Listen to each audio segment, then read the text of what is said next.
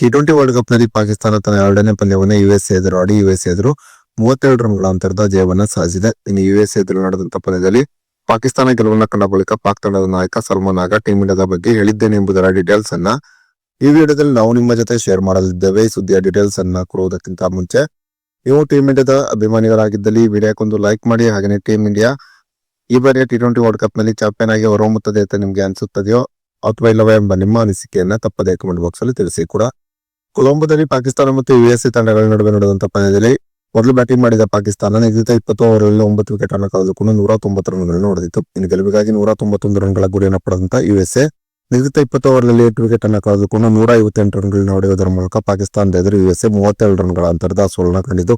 ಇನ್ನು ಯುಎಸ್ಎ ಎದುರು ನಡೆದಂತಹ ಪಂದ್ಯದಲ್ಲಿ ಪಾಕಿಸ್ತಾನ ಗೆಲುವನ್ನು ಕಂಡ ಬಳಿಕ ಮಾತನಾಡಿದಂತ ಪಾಕಿಸ್ತಾನ ತಂಡದ ನಾಯಕ ಸಲ್ಮಾನ್ ಆಗಾ, ಯುಎಸ್ಎ ಎದುರಿನ ಪಂದ್ಯದಲ್ಲಿ ನಮ್ಮ ತಂಡ ಎಲ್ಲಾ ಭಾಗದಲ್ಲೂ ಒಂದು ಉತ್ತಮವಾದ ಪ್ರದರ್ಶನವನ್ನು ತೋರಿತು. ನೆದರ್ಲ್ಯಾಂಡ್ಸ್ ಎದುರು ನಡೆದಂತಹ ಪಂದ್ಯದಲ್ಲಿ ನಮ್ಮ ತಂಡದ ಮಧ್ಯಮ ಕ್ರಮಾಂಕ ಒಂದು ಉತ್ತಮವಾದ ಬ್ಯಾಟಿಂಗ್ ಪ್ರದರ್ಶನವನ್ನು ತೋರಲು ವಿಫಲವಾಗಿತ್ತು. ಆದರೆ ಯುಎಸ್ಎ ಎದುರು ನಡೆದಂತಹ ಪಂದ್ಯದಲ್ಲಿ ನಮ್ಮ ತಂಡ ಮಧ್ಯಮ ಕ್ರಮಾಂಕದಲ್ಲೂ ಒಂದು ಉತ್ತಮವಾದ ಬ್ಯಾಟಿಂಗ್ ಪ್ರದರ್ಶನವನ್ನು ತೋರುವುದರ ಮೂಲಕ 190 ರನ್ಗಳ ಒಂದು ಉತ್ತಮ ಮೊತ್ತವನ್ನ ಕಲೆ ಹಾಕಿತು. ಇನ್ನು ಖಂಡಿತವಾಗಿ ಈ ಪಿಚ್ ನಲ್ಲಿ 191 ರನ್ಗಳ ಗುರಿಯನ್ನ ನಾವು ಡಿಫೆಂಡ್ ಮಾಡಿಕೊಳ್ಳಬಹುದೆಂಬ ಆತ್ಮವಿಶ್ವಾಸದಲ್ಲಿ ನಾನಿದ್ದೆ. ಯಾಕಂದರೆ ಸದ್ಯ ನಮ್ಮ ಬೌಲರ್ಸ್ಗಳು ಒಂದು ಉತ್ತಮವಾದ ಲಯದಲ್ಲಿದ್ದಾರೆ. ನಾನು ಎಣಿಸಿದಂತೆ ಆಯ್ತು. ನಮ್ಮ ಬೌಲರ್ಸ್ಗಳು ಯುಎಸ್ಎ ಎದುರು ಒಂದು ಉತ್ತಮವಾದ ಬೌಲಿಂಗ್ ಪ್ರದರ್ಶನವನ್ನು ತೋರುವುದರ ಮೂಲಕ ನಮಗೆ ಯುಎಸ್ಎ ಎದುರು ಒಂದು ಸುಲಭವಾದಂತಹ ಜಯವನ್ನ ತಂದುಕೊಟ್ಟರು. ಈ ಬಾರಿಯ T20 ವರ್ಲ್ಡ್ ಕಪ್ ನಲ್ಲಿ ಆಡಿದ 2 ಪಂದ್ಯದಲ್ಲೂ ಕೂಡ ನಾವು ಜಯವನ್ನ ಸಾಧಿಸಿದ್ದೇವೆ. ಸದ್ಯ ನಮ್ಮ ತಂಡ ಒಂದು ಉತ್ತಮವಾದ ಲಯದಲ್ಲಿದೆ. ಈ ಉತ್ತಮವಾದ ಲಯದಲ್ಲಿ ಟೀಮ್ ಇಂಡಿಯಾವನ್ನ ಮುಂದಿನ ಪಂದ್ಯದಲ್ಲಿ ಎದುರಿಸುವ ಭರವಸೆ ಇದೆ.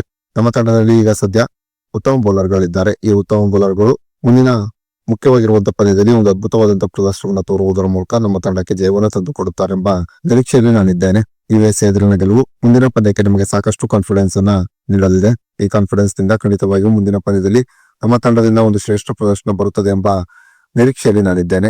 ಟೀಮ್ ಇಂಡಿಯಾ ಸದ್ಯ ಒಂದು ಉತ್ತಮವಾದ ಬ್ಯಾಟಿಂಗ್ ಡಿಪಾರ್ಟ್ಮೆಂಟ್ ಅನ್ನು ಹೊಂದಿದೆ. ಅದರಲ್ಲಿ ನಾವು ಒಂದು ಉತ್ತಮವಾದ ಬೌಲಿಂಗ್ ಅನ್ನು ಹೊಂದಿದ್ದೇವೆ. ಈ ಕಾರಣದಿಂದಾಗಿ ಭಾನುವಾರದಂದು ನಡೆಯಲಿರುವ ಟೀಮ್ ಇಂಡಿಯಾದ ವಿರುದ್ಧದ ಪಂದ್ಯದಲ್ಲಿ ನಮ್ಮ ಕಡೆಯಿಂದ ಒಂದು ಉತ್ತಮವಾದ ಪ್ರದರ್ಶನ ಬರುತ್ತದೆ. ಭಾನುವಾರದಂದು ನಡೆಯಲಿರುವ ಪಂದ್ಯದಲ್ಲಿ ನಾವು ಯಾವುದೇ ಕಾರಣಕ್ಕೂ ಯಾವುದೇ ಸಂದರ್ಭದಲ್ಲೂ ನಮ್ಮ ತಂಡ ವಿಚಲಿತವಾಗುವುದಿಲ್ಲ. ಬದಲಾಗಿ ಒಂದು ಉತ್ತಮವಾದ ಪ್ರದರ್ಶನವನ್ನು ತೋರುವತ್ತ ಗಮನವನ್ನು ಹರಿಸುತ್ತದೆ ಎಂಬ ಮಾತನ್ನ ಸಲ್ಮಾನ್ ಆಗಾ ಹೇಳಿದ್ದಾರೆ.